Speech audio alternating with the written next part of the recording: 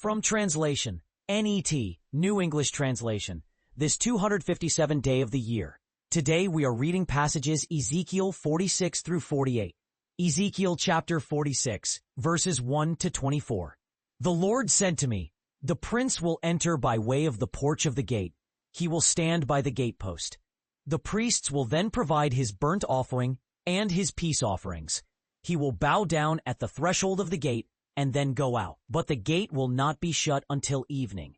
The people of the land will bow down in worship before the Lord at the entrance of that gate on the Sabbaths and on the new moons. The burnt offering that the prince presents to the Lord on the Sabbath will be 6 lambs and a ram, all unblemished. The grain offering will be an ephah with the ram, and the grain offering with the lambs will be as much as he wishes, as well as a hin of olive oil for an ephah. On the day of the new moon, he will offer a young bull, 6 lambs, and a ram, all unblemished. And he will provide a grain offering, an ephah for the bull, an ephah for the ram, and for the lambs as much as he wishes, as well as a hin of olive oil for an ephah. When the prince enters, he will come in by way of the porch of the gate, and he will go out by the same way. But when the people of the land come before the Lord at the appointed festivals, whoever enters by way of the north gate to worship will go out by way of the south gate. And whoever enters by way of the south gate will go out by way of the north gate. No one will return by way of the gate by which he entered, but will go straight out. The prince will be among them. When they come in, he will come in with them, and when they go out, he will go out with them. At the festivals and at the appointed feasts, the grain offering will be an ephah with the bull, an ephah with the ram, and as much as he wishes with the lambs, as well as a hin of olive oil for an ephah. When the prince provides a freewill offering, a burnt offering, or peace offerings as a freewill offering to the Lord, the gate facing east will be opened for him. He will provide his burnt offering or his peace offerings just as he does on the Sabbath day. Then he will go out, and the gate will be shut after he goes out. You will provide a lamb a year old, without blemish, for a burnt offering to the Lord daily. Morning by morning he will provide it, and a grain offering he will provide with it, morning by morning. He will provide 1/6 of an ephah, and 1/3 of a hin of olive oil to moisten the fine flour, as a grain offering to the Lord. This is a perpetual ordinance. Thus they will provide the lamb, the grain offering, and the olive oil, morning by morning, as a regular burnt offering. This is what the Lord God says: if the prince gives some of his inheritance to one of his servants, it will be for him until the year of freedom. Then it will revert to the prince. His inheritance is to be for his sons. It will belong to them. But if the prince gives a gift to one of his servants, it will be for him until the year of freedom. Then it will revert to the prince. He will not be able to give a gift from his inheritance to one of his sons. For it will belong to them until the year of freedom, and then it will revert to the prince. The prince will not take any of the people's inheritance by pushing them out of their property.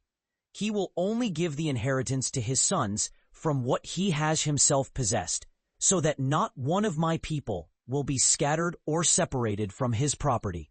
The Lord said to me to bring the priests and the Levites to me, for I have chosen them from among all the people of Israel to be my ministers.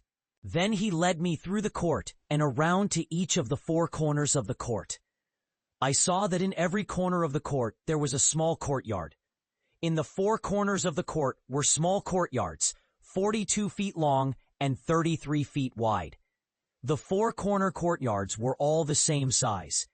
Around the inside of each of them was a row of cooking stones, as well as rows of kitchen equipment. He said to me, "These are the places where those who cook the sacrifices for the people will boil the flesh of the offering, and where they will bake the bread in the fat of the peace offerings." Ezekiel chapter 47, verses 1 to 23. Then he brought me back to the entrance of the temple. I saw water flowing out from under the threshold of the temple towards the east, for the temple faced east. the water flowed down from under the right side of the temple. From south of the altar, he led me out by way of the north gate and around to the outer court. I watched as the water drained out from under the threshold of the gate from the north side. When the man went out to the east, with a measuring line in his hand, he measured 500 yards, and then he led me through the water. The water came up to my ankles. He measured 500 more yards, and then led me through the water. Now it came up to my knees. He measured 500 more yards, and then led me through the water. It came up to my waist. He measured 500 more yards. It was now a river I could not cross, for the water had risen. It was deep enough to swim in, a river that one could not cross.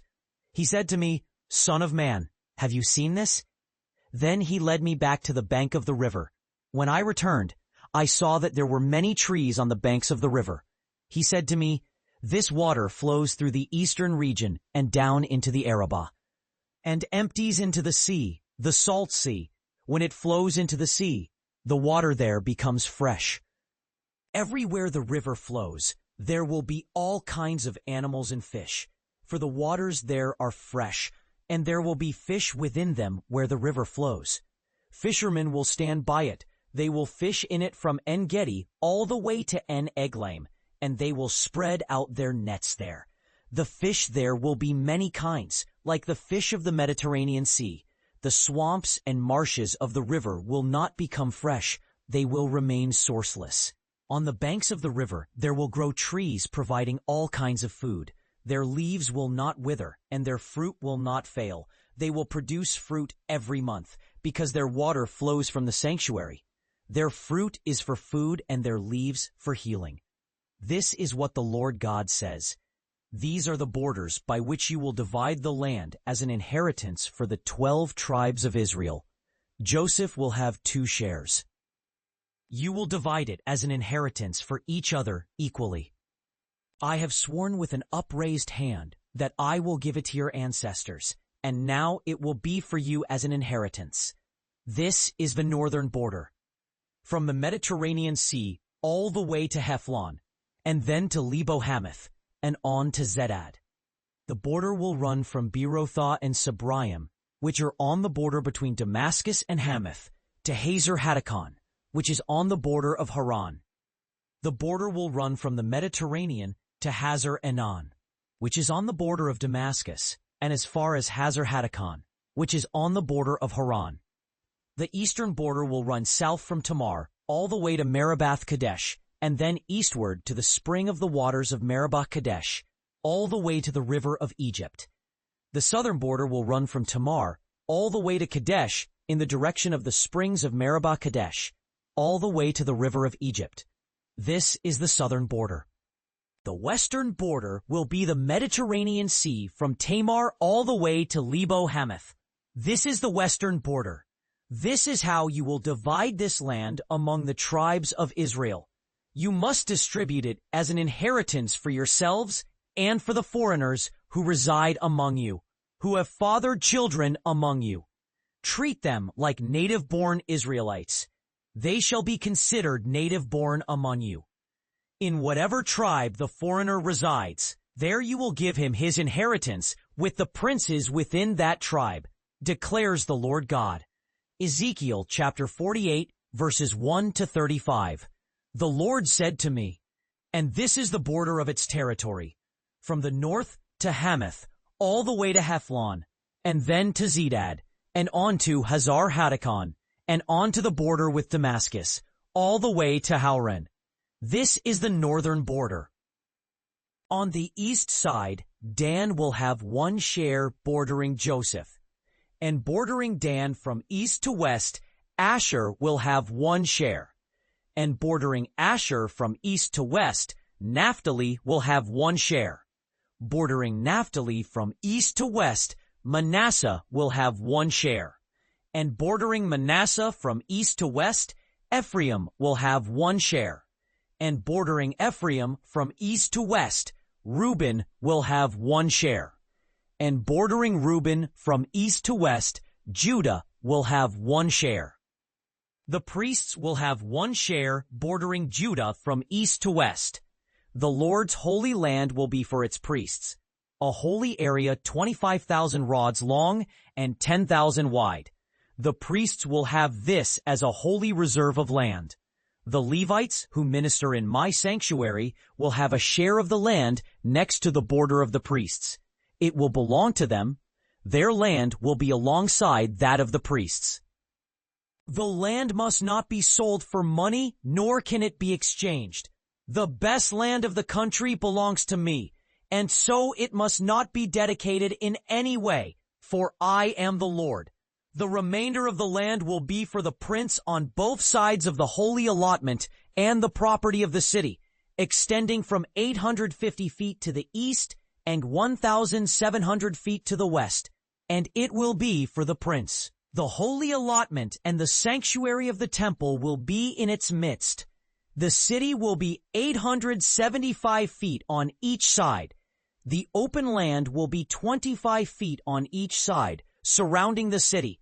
The remainder in area will be used for agricultural land, bordering the city on the north and west, and it will extend westward to the Mediterranean Sea and on the north to the Syrian border. This is how you will divide this land for yourselves, for the priests, the Levites, and the citizens who live in Jerusalem. The entire holy allotment is 25,000 by 25,000. You will set apart the holy allotment like a square, with the property of the city. What remains on both sides of the holy allotment and of the property of the city will be for the prince, extending from 850 feet to the east and 1,700 feet to the west. It will be his property, a portion for the prince. The property of the Levites and the property of the city will be in the midst of what belongs to the prince. What belongs to the prince will be between the border of Judah and the border of Benjamin.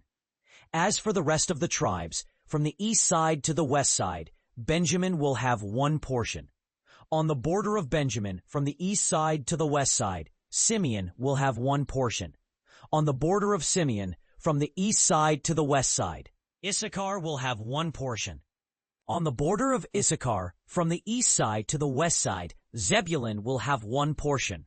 On the border of Zebulun, from the east side to the west side, Gad will have one portion. On the border of Gad, at the south side, the border will run from Tamar to the oasis at Meribah Kadesh, and then to the brook of Egypt and to the great sea. This is the land that you will divide for yourselves according to the tribes of Israel, and these are their portions, declares the Lord God. These are the city exits. On the north side, 2,500 feet by 2,500 feet, with 3 gates, 1 gate for Reuben, 1 gate for Judah, and 1 gate for Levi.